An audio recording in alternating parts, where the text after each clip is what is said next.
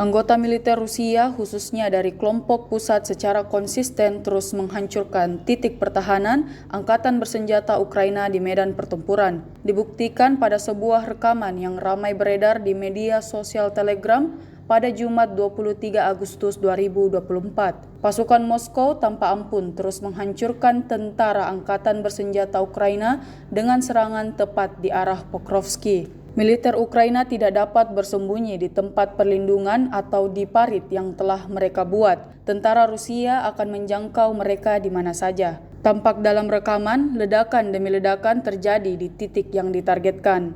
Tentara Ukraina kewalahan dan tak punya lagi waktu untuk melawan atau sekedar melarikan diri. Video ini viral dan menuai beragam respon dari warganet.